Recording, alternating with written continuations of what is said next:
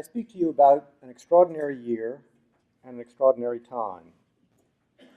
Over the past 40 years, amazing technological advances have transformed our society, bringing great wealth, but also great stress. Income inequality has risen to record levels, to the point where the top 1% of households control 20% of all income in our country. Seeking jobs and opportunity, thousands of immigrants with darker skins, different religions, and unpronounceable names have streamed into our country. And these challenges are taking their toll. Terror attacks are ripping through our cities. Explosions devastate Wall Street, the London Underground, a theater in Barcelona, cafes in Paris, parades in Moscow. Amid widespread public alarm, governments launch programs of torture and deportation targeted at immigrant communities. Yet still, the terrorists stride across our world, killing as they go, with their professed objective nothing less than the complete destruction of Western society. By the time they are done, they've killed the Spanish Prime Minister, the Austrian head of state, the French president, the Russian head of state, the American president, and lit the fuse for World War I with the assassination of Archduke Ferdinand on June 28, 1914. Of course, the year I'm speaking of is not 2017, it's 1905. The technological advances of the steam engine, the railroad, the telegraph, the telephone, electric power, petroleum, the internal combustion engine. The immigrants are darker-skinned Italians, Poles, Czechs, Russians, and other Southern and Eastern Europeans with unpronounceable names. The different religions are Catholicism and Judaism. The terrorists are not Al-Qaeda or ISIS, but the anarchists who tormented the world for the 50 years from 1875 to 1925. But the parallels with our world today are striking. Today, the top 1% of U.S. households once again control 20% of all income.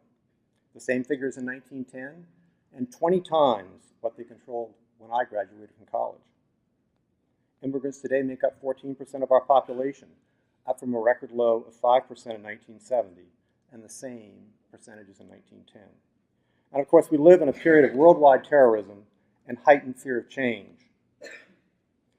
In 1905, a small-time lawyer wandered into history when he founded the first Rotary Club because he was lonely. It was not a promising start. That first club started with just 4 members, and within 6 weeks, one of them quit.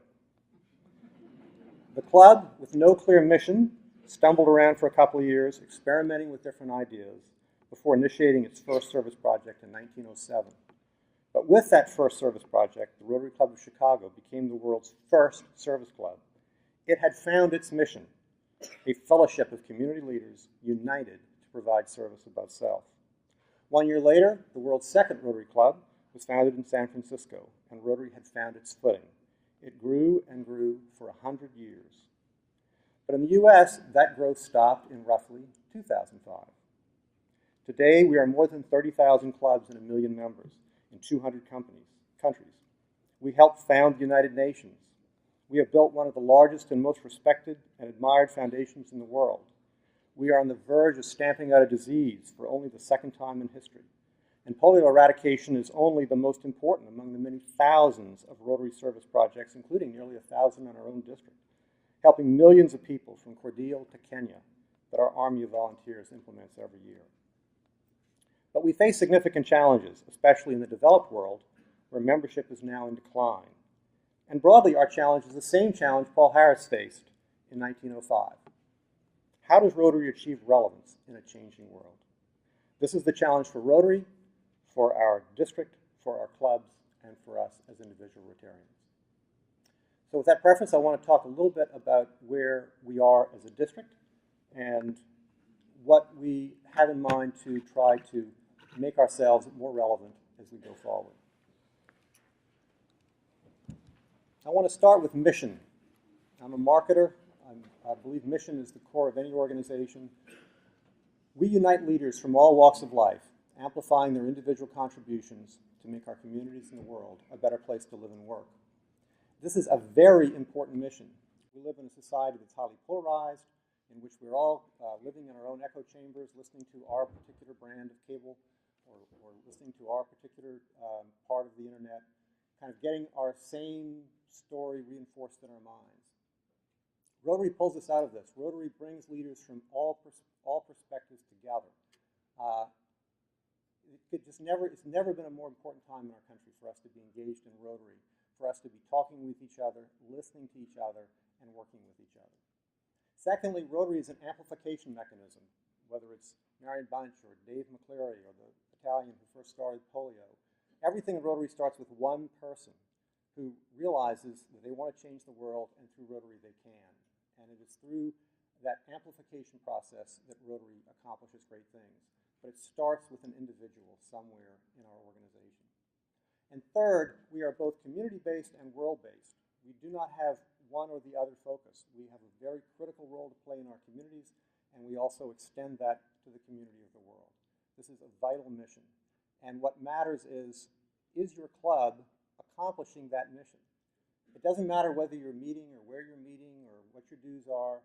What matters is, are we as an organization accomplishing our mission of uniting people, leaders from all walks of life, amplifying their individual contributions to make our community and the world a better place to live and work? Now, our district, as Raymond mentioned, is one of the strongest in the U.S. We have basically a stable membership. We've got a lot of service going on, but as we started working on a strategic plan a couple of years ago, we dug a little deeper to see a little bit below the surface. So I'm going to give you kind of a very abbreviated version of that story. So there's 4 building blocks for club success. These are the ways you can measure and think about how to manage a club. Build and sustain membership, run successful service projects, raise money for service, and develop Rotary leaders. Those are the 4 measures of success. A successful Rotary club is able to do all 4 of those. I can't measure them all, but there are 2 I can measure. One is membership and the other is foundation giving.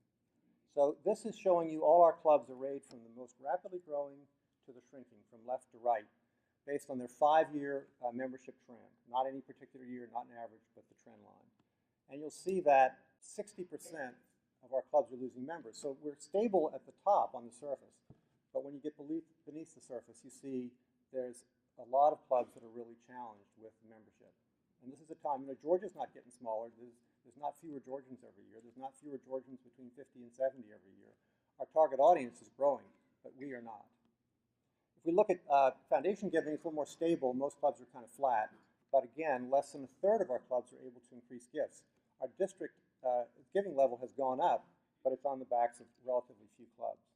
If I put those 2 together, and I look at membership along the x-axis and foundation across the left, we'd like to have everybody in that top box, but less than 20% are able to grow both membership and gifts, and 40% of our clubs have a 5-year trend of losing both members and gifts.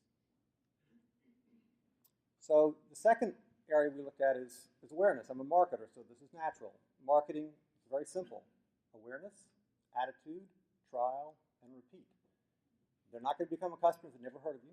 They're not going to become a customer if they don't have a positive attitude about you. They're not going to become a customer until they try your product. Those are the things you have to work on. So half the planet doesn't know we exist. And Rotary does these surveys, and they do these extensive surveys. But I've also personally surveyed people in Georgia. I can do a Google survey, sort of 1,000 Georgians in 2014 and again in 2016. In 2014, 52% of the people on the internet in Georgia had never heard of Rotary. Got a little better in 2016. We got down to only 47% had never heard of Rotary. So that's a problem right off. Half the planet never going to become a Rotarian because they never even heard of you. Worse, those that know about us don't really understand us. They think of the Rotary of our grandfathers. And the phrase that for me just killed me when I heard this was pale, male, frail, and stale. That puts a stake in your heart. That's the perception. They don't see diversified. They don't see service. They don't see community involved. They see old white men having lunch. And that's a part of Rotary. I'm an old white man. I love having lunch. I mean, it works out great. But that's not the whole picture. And then the third thing, and even the worst of this is, younger people are kind of turned off by the Rotary of their parents and their grandparents.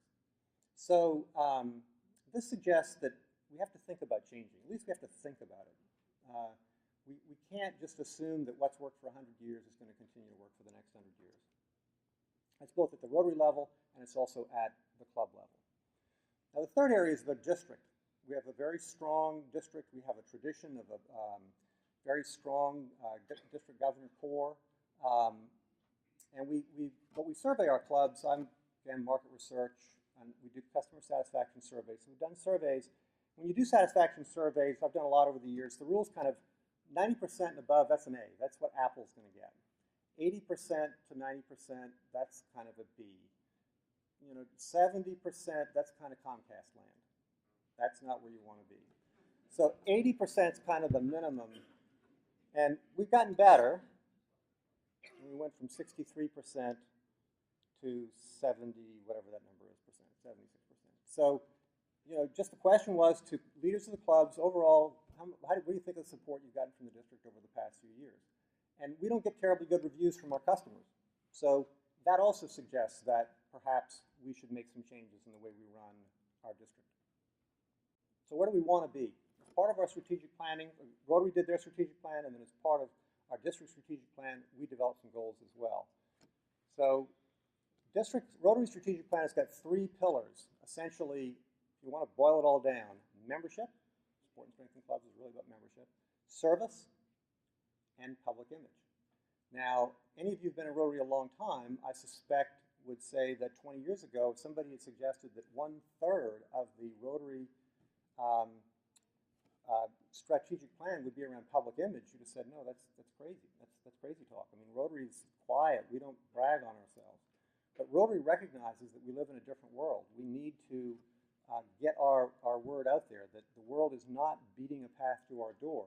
They have many, many other alternatives. And so fully 1/3 of the Rotary strategic plan focuses on making sure that our brand is well known and well understood. Not half the planet's never heard of us, and the half that has heard of us thinks pale, male, stale, frail. So that's where Rotary is. That's where the top of the organization is. And at the most recent Council of Legislation, they basically changed the rules to make it easy for you to be flexible and be innovative. They've essentially taken any shackles that were off the clubs off. There's very little that you have to do. Essentially, what Rotary is saying to us is figure it out. Figure out how to deliver that mission in your community. The formula we've had for 100 years, if that's working great for you, fine, do that. If it's not working great for you, don't hesitate to experiment. For the district, we've identified 6 goals. Strengthen the leadership pipeline at the club and district level. Leadership is critical to Rotary. That's why you're all here. You are what are going to make Rotary great. It's going to be the people in this room, the leaders of our clubs. Increase the number of clubs that are successful. No marketer wants to have 40% of his stores in trouble. Reverse our long-term membership decline. Increase customer satisfaction with the district. Increase awareness and knowledge of the Rotary brand. And increase funding for service at all levels. Now, foundation funding is critical. It's what we do good work in the world for. But 2/3 of the money that you all raise, you raise locally in your communities, and you use it in your communities. And that is as important, if not more important, to bringing in new members, to creating awareness in your community, to delivering a result, to amplifying your impact on your community is the money you raise and spend locally. So that's equally important in terms of the power of Rotary in your community. So for 2018, we have a couple strategies. The first is we want to change the culture from being a little bit on the top-down side to a lot more bottoms-up. We're here to support you in what you're trying to do. That's what I've told our team is we're here to support the clubs. If the clubs need help, we're there to support them. If you don't want help, that's fine. We're going to try to push as little on you as we can, but we do want to be as supportive as we can. Second is encourage innovation and risk-taking. Past Rotary International Director Robert Hall talks about if you want to be sure, if you want to guarantee you're going to fail, don't take a risk. He is clear on this. So take risks. Try something new. try new changes. You'll see that we've trying a lot of new stuff at the district. I know some of it's not going to work. That's okay. Court can change it next year, improve on it. Jim can improve on it the year after. But we have to keep trying new things if we want to stay relevant. Execute crisply. I'm pretty organized, and I want to make sure that we treat your time as fairly as we possibly can, and that we give you the best service that we possibly can. And develop strong leaders. Alicia talked about expanding the number of assistant governors. We've changed around the format of PETS. We've changed around leadership. We've changed this format around today. This is very different than we've done in the past. Again, all around this idea of how do we build strong Rotary leaders, because that's what is going to drive our organization. All right, so build and sustain membership. That's my real passion. First of all, that's public image. Club website, Facebook, and traditional methods. We tend to view this as sort of a second priority, or maybe a third priority, or maybe not a priority at all, but they ain't coming to your club unless they know about you.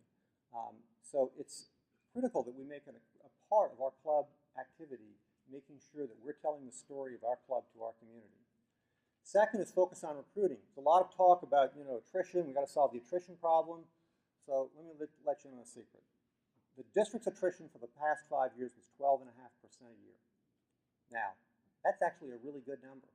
You might get it down to 10, you might get it down to 9 or 8, but you're not going to get it down a lot lower than that. I've been in many businesses in which a 12.5% attrition would be fantastic. So attrition at the district level is not really our issue. I believe our issue is attraction.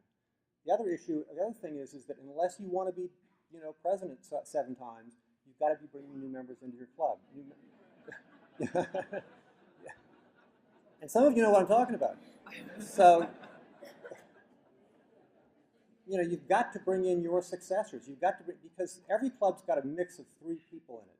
It's got the celebrities, the people that are in the club, they're there, they attract other people, but they're not that active. They've got the seniors, people who've been in the club a long time, have done everything, are going to write big checks, are going to show up, but they're just not going to do the work of the club.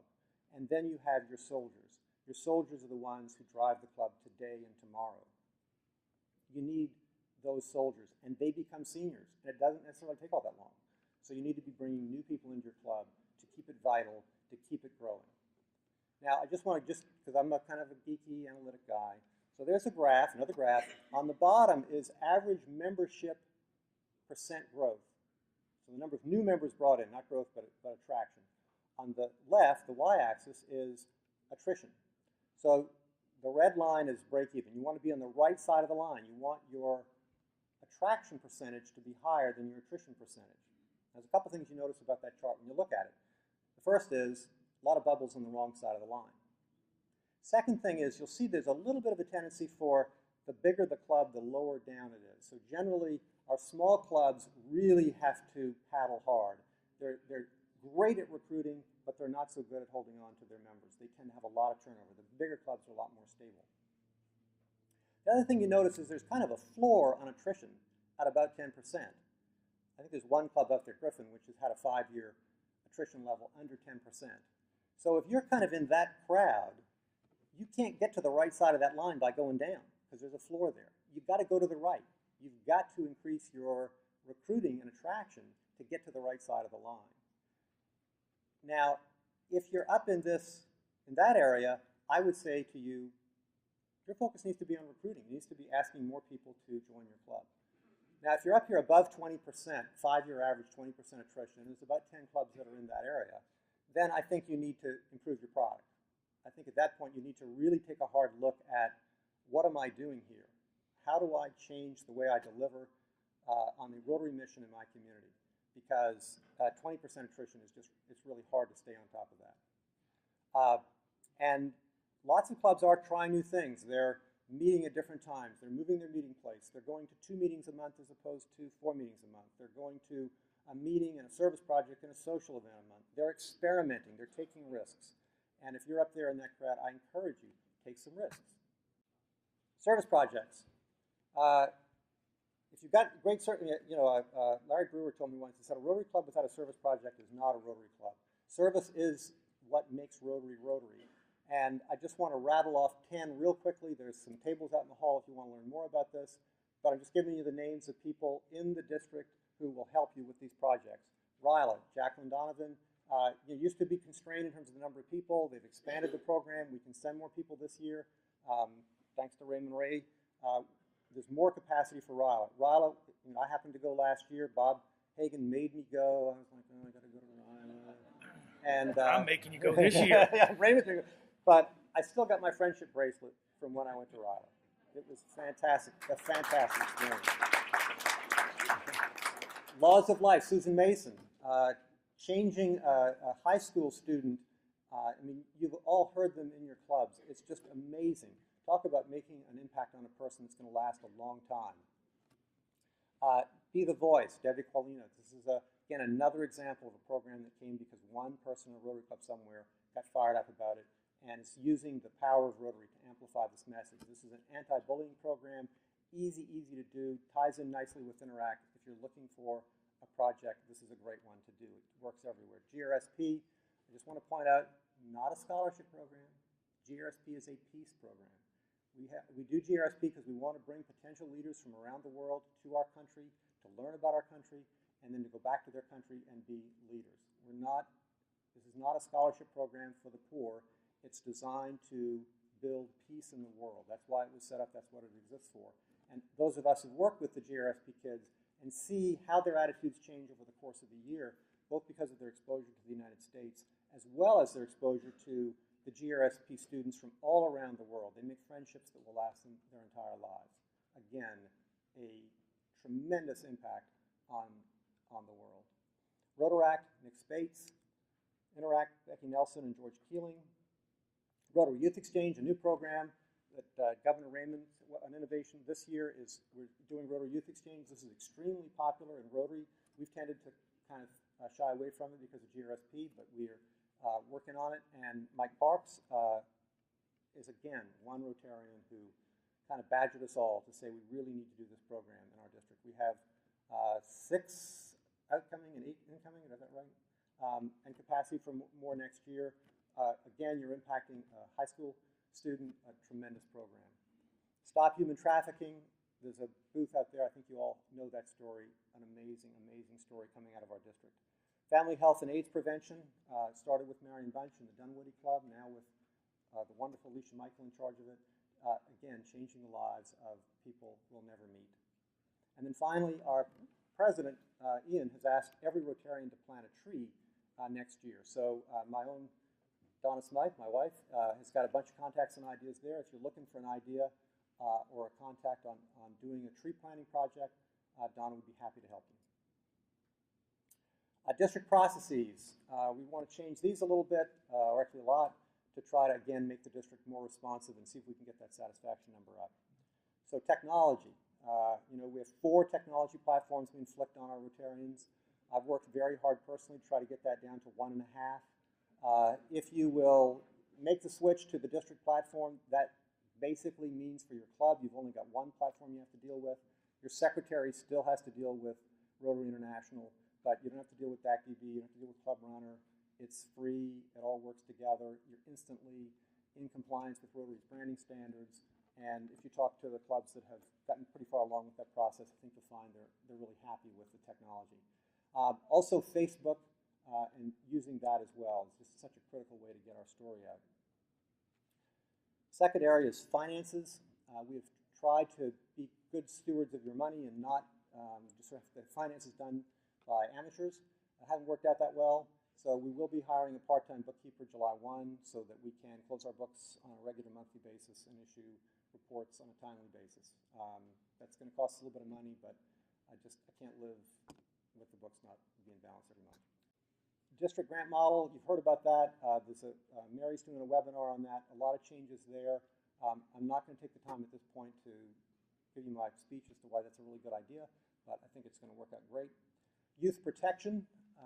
In our world, we have to be cognizant of this. We deal with a lot of young adults and children, and Rotary has a fairly, I would say, bureaucratic policy around this that I suspect most of us are either not aware of or not in compliance with.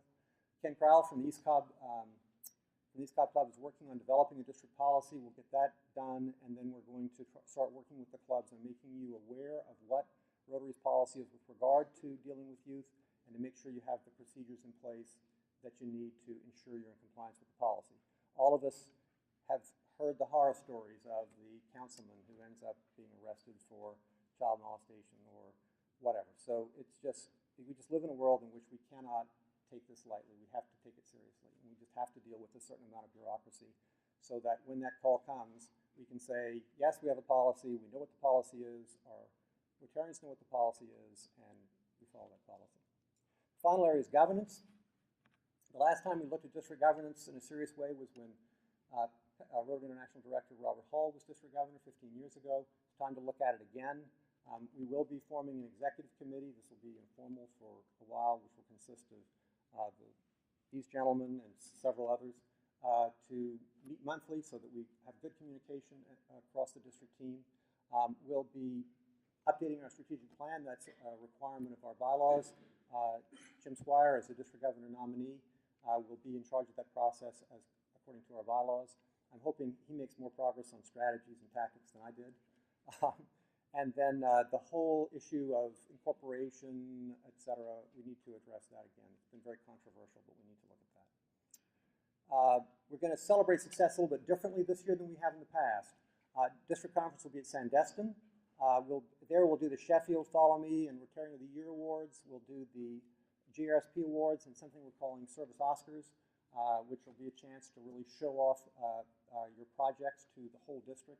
I'm not going to get into detail here today, but we'll be doing a Service Oscar thing on Saturday night. And then we're going to move most of the awards to a year-end celebration. A lot of other districts do this. That'll be June 30th at the National Infantry Museum here in Columbus. It's a fantastic venue. There, we will not be doing any Best Club thing next year. I feel like that doesn't create 4 winners. It creates 64 people who felt like they worked real hard and didn't and lost. So we're going to focus on the citation. Everybody can achieve platinum status by achieving a certain number of the goals in the citation, or silver, gold, whatever the level is. So you're playing against yourself next year. You're not competing with another club. We're not going to have another nuclear arms race between Roswell and Alpharetta.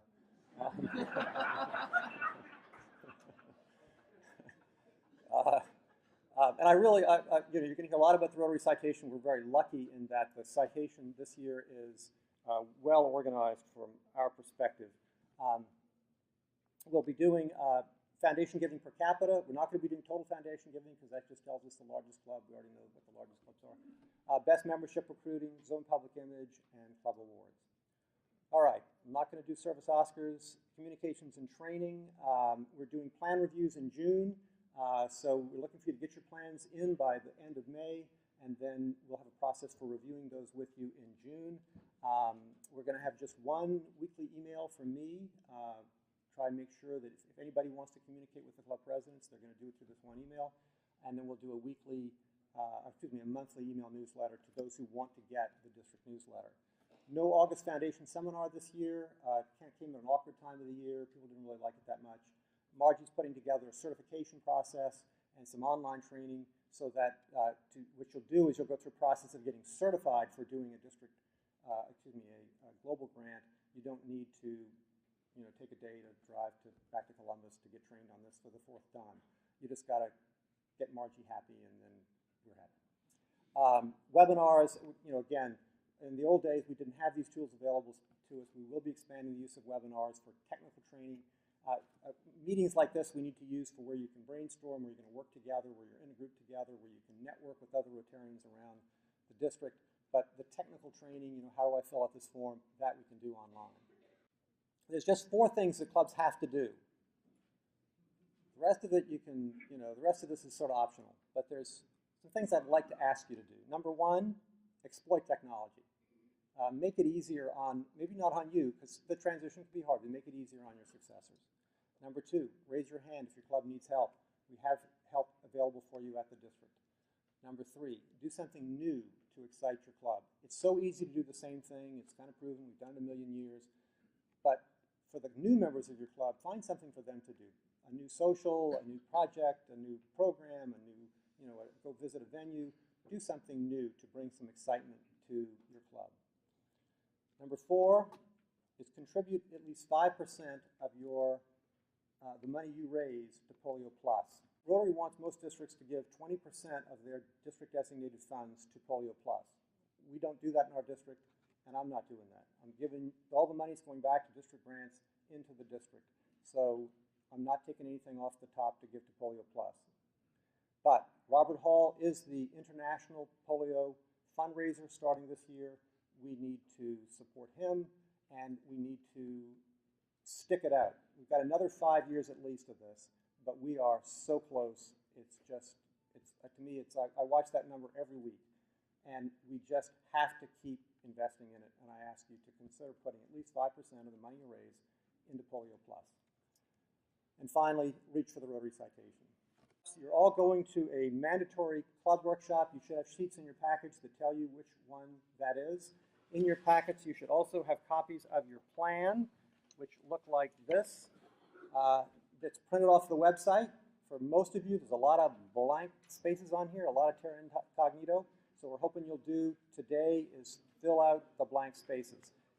If I were you, I would focus more on the how to get there part at this point than I would the where we are part. We've been working on it for a year. You ought to know where you are by now. But you need to start, as we say, making some damn decisions about who's going to be in charge of what. When are you doing it? You can change your mind later, but start putting those stakes in the ground, or finish putting those stakes in the ground. You've got 60 days, and you got a life. So make some progress today on that. The next is member attraction. There's a workshop on that. There's 2 for big clubs, which is 16 above members. If you're in a big club, you go to the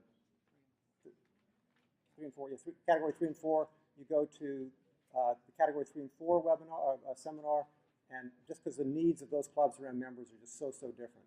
If you're on the border, then choose which one you want to go to. Service, same thing, and then public image as well. Those are workshop oriented. You're going to be working with your team at a table. No lecture, no question and answer, nobody telling you how to do public image. We figure you know that by now. We want to know how are you going to do it. We want to make sure you have a plan for it. Then we're offering 3 other more of the traditional sort of Q&A style district grants. Mary Ligon will be doing 3 sessions on district grants. Brett Bell will be doing 2 sessions on Technology A, which are certain aspects of the technology platform. And I will be doing Technology B, which are other aspects of the technology platform. And on your sheets, you've got an agenda, and at the bottom of that, it shows you what the different parts are. On the back are where all the webinars, where all the seminars are, what the rooms are, etc. All right, you know where you're going? Thank you very much. We'll see you back here at 1.